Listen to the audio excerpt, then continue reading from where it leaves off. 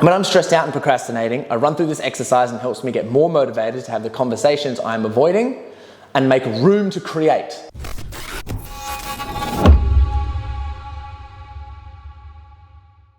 Welcome back to another Corey Boutwell podcast, guys, and I cannot wait to get into this one. This one is all about how to increase your motivation. And we know what this is like because I have this theory for me where I like the theory when people talk about when motivation finishes, you got to rely on discipline. So discipline's more important than motivation.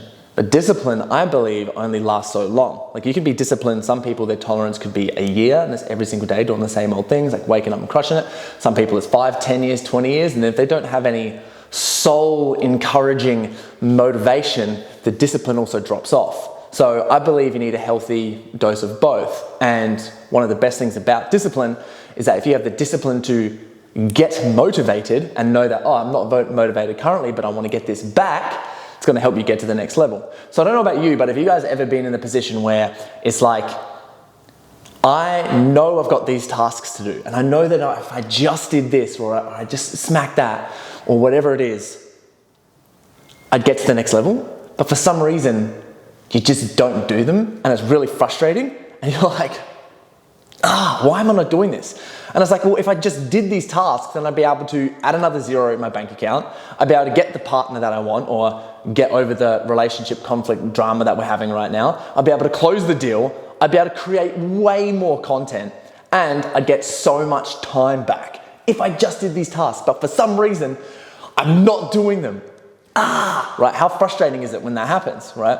And who doesn't want to get over that? Like definitely me. And what's so interesting is studies show that 72% of entrepreneurs have mental health issues, which means they are way more stressed than the norm. Stress impacts motivation. So, and studies show this. Studies legitimately show that people who have high levels of stress have way more depression, they have way more anxiety and XYZ, and their motivation drops, right? And it's interesting that you've got these high-performing entrepreneurs who have the most amount of stress, but they're also remaining really motivated and they're getting tasks done. It's like, why is that? Well, they go for a lot of periods of not being motivated and they go for a lot of periods of like, no, I got to do this task, but I just can't do them. But what's different is they increase their own emotional intelligence, they invest in themselves, or they do some sort of internal work which helps them like really level up. And that sometimes comes in the form of, some people watch motivational videos, it comes from books, it comes from mentors, it comes from courses or programs, but somewhere along the line they're like, I need to get remotivated again, let's go. And they get connected to the motivation, they get to the next level. Or they're extremely clear on their vision, or they do what I'm gonna teach you guys in here. And you guys can do this anytime you like. Like this is a technique that I think is so brilliant, and it's stolen from Jordan Peterson. Like I use this from Jordan Peterson, so he does it over like let's say to do his program for this, it's like 6 months to write, like it takes a really long time. You can do this one in like 20 minutes, like 10 to 20 minutes, which is really cool. So the first question I like to ask here is like, where does stress come from? Well, most of stress is simply perceived. Like unless we're experiencing physical, tangible things happening to us, like working out or injuring ourselves or eating a really big meal, that causes stress. But most of our stress is just perceived. It's like what we think is coming from some sort of stress activates the fear parts of our brain, and the next minute we're like freaking out. Oh, I got all this stress. And I have a lot of perceived stress myself, especially around wanting to get to the next level in business and deliver an amazing result for my clients. So whenever I assume or predict that something's going to go wrong, I legit throw an internal tantrum. Like I go crazy on the inside. Like I go like freaking out. I'm like, whoa, I got to be doing this and blah, blah, this. And I project it on my loved ones. I get angry and frustrated at people. I get really controlling and I try to control everything because I have this fear inside my chest that says, don't fail. I had an experience, I think it was last year with my team, and I just said to all of them, like right now, I'm legitimately throwing a tantrum. Like my body and my internal state is like throwing a tantrum right now and I can't control this. I need your guys' support for XYZ because it's like, I'm so triggered. And it was all just around, the amount of finances that were coming into the business. And that was like freaking me out. And I'm so happy that it happened because now I know exactly what it takes to manage finances properly and have an increased capacity. That's like when I see something, I don't get triggered and I start thinking rationally and logically about how to get to the next level, and I'm still motivated the whole time to do it. So that's the assumption that I'm having, but also at the same time, I'm still extremely productive and I'm crushing it in most areas. It's like, well, I'm crushing it in all these areas, so why am I freaking out with this one little thing? So yeah, I'm gonna teach you exactly how to do this, but the exercise is called a quick trip to heaven and a quick trip to hell. And we do this in my Set the Standard men's personal growth community, but we do it on like a larger scale. This is an even smaller scale that you can use, immediately, which I think is so brilliant. But essentially what it does is it helps you identify what you want to run towards and why you want to run towards that. And then it helps you identify what you want to run away from and why, which means you have two directions of motivation going into the same way, like going in the same direction towards the same goal. I know even being to Tony Robbins, unleash the potential within, that he does he did a meditation that was quite similar, and I loved it, and it got you to like fight back for like why you don't want to stay where you are now, which I think is really cool, because at the end of the day, all we want to do is consistently grow, right? So when I'm stressed out and procrastinating, I run through this exercise and it helps me get more motivated to have the conversations I'm avoiding and make room to create. Because I believe most of the time as entrepreneurs, or if you want to be high performing, like in your business, or you want to be taking things to the next level, you want to get fit, you want to get healthy, you want to have a great relationship, you have to be creating. You have to get beyond yourself and you have to have room to do that. And we forget about making room because what we do is we start making everything about ourselves, or we start attaching our worth into other areas. Like, no, this is important, I can't tell this person this, I can't tell that person that, a bit of people pleasing and a lack of boundary setting. And because of that, we forget the room that we have and we start trying to do everything all at once, and then we're like, I've run out of room. Like I've run out of room, and at next minute I can't do this task and I can't take action.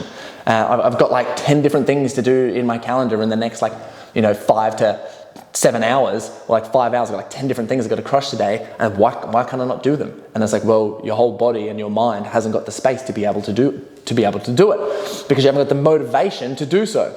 So what happens is when I run through this, I start taking massive actions, like every single time. And it's such a good skill to cultivate. So if you have this on the email address, or you want me to send this to you, it might be even in the description below. You can use it, copy and paste it, put it into ChatGPT and just say, ask me one question at a time in this, because I want to do the worksheet myself. Or you can meditate on it, but I highly recommend actually writing it down. So when you have gone through this, now you've got this skill and this technique you'll be able to use all the time. So listen to this, because it's really cool. So the first thing is you just break down your life into essentially like when you were a childhood, in your mid-teens, in your late teens, in your 20s, 30s, 40s, 50s. So you kind of break it up into 10 years, 10 or 5 years. It's however much effort you want to put into it. And you just ask yourself the question, it's like, what happened in my 30s, let's say 30s, because I'm in my 30s, that has affected you negatively? You write it down and you say why. So the thing that has affected you negatively most in your 30s. In your 20s, what is the thing that has most affected you negatively and why? Write it down. Same thing with your late teens, you do it with your mid-teens, and then you do it in your childhood. And then you look at those areas and you figure out what is the common pattern, and you try to answer it in one sentence. Like, what's the pattern between these? Some may not be similar, but you might have 2 or 3 or something like that like align. You're like, wow, they're really similar. So write down that recurring theme and that pattern. And then you project that into the future, right? This is called quick trip to hell. So we're going to hell here. So what you ask is, all right, so if I keep this pattern, or I keep this negative theme that I've had since my childhood until my 30s, 40s, however old you are, and then you ask, okay, in 5 years from now, if I keep this, what does my life look like? And how do I feel about it? In 10 years from now, what does my life look like? How do I feel about it? In 20 years from now, what does my life look like? How do I feel about it? In 30 years from now, what does my life look like? How do I feel about it? In 40 years from now, what does my life look like and how do I feel about it? So you have to paint that picture out. And you're not allowed to say dead. You're not allowed to say death in there at all. You have to face the pain of writing out what it looks like if you keep the current patterns that are holding you back through the next 5 to 40 years. And this, when you look at it, it's quite grim, right? You got to face it, you look at it and you go, oh, yuck. Like, looking at that is something that I don't want. Because if we stay the same or we take steps backwards, it prevents us from growing. And I believe as humans, Our most important task is to consistently grow, not just externally, but internally. And our internal state is a reflection of what happens externally, right? Our external state, what happens around us, is a result of what is happening internally. So the more that we are growing in business, the more that we're growing in relationships, the more that we're growing in fitness, is a reflection of how we feel about ourselves, our motivation and our discipline. So this is the negative motivation that helps you move towards your goal. That's like, oh shit, I got to get out of here. Like, I got to start doing something, right? That will get you, that amount of pain will create more driving forces than restraining forces that'll help you have the conversation, that'll help you move houses, that'll help you end things in a toxic relationship, that'll help you ask for more money, that will help you quit your job and start a business, that'll help you scale your business. It'll help you stop distracting and focusing on heaps of other shit and instead focusing on what's most important in your business, right? Just from doing this exercise. And then the second part, right? We go to heaven, baby. Like, so this is the fun. You always want to go to heaven, hell first, and then heaven after, because if you go to heaven and you're like, this is amazing, then you go to hell, you're left quite negative. So you always want to do the positive after.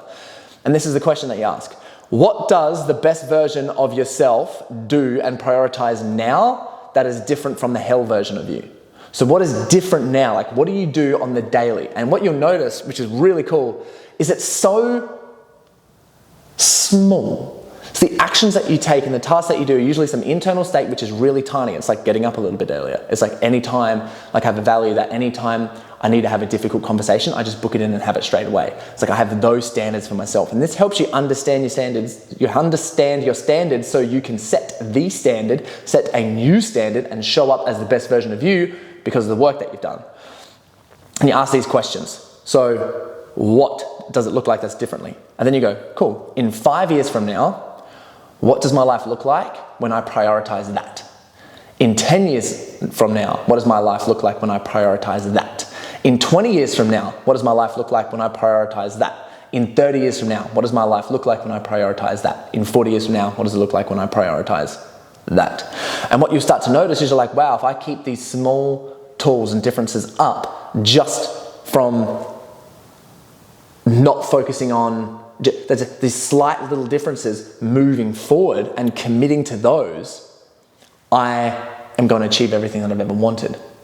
And it becomes really tangible, which gives you this bigger motivation that's like, wow, I have to do these things and I've got to do them now.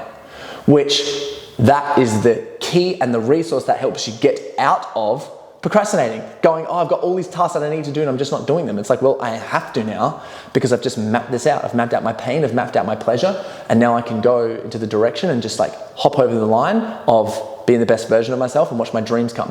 When you're in this state, it's very Joseph Dispensary, is in the position of, well, I'm changing my emotional state and I'm being the best version of myself. So the only thing that's going to happen to me is that time's the only thing that's going to catch up. So my external results and everything that I want around me, if I be this person, then the only difference between me getting everything that I want, because I'm being that person, is just time. And then I just have to consistently show up, right?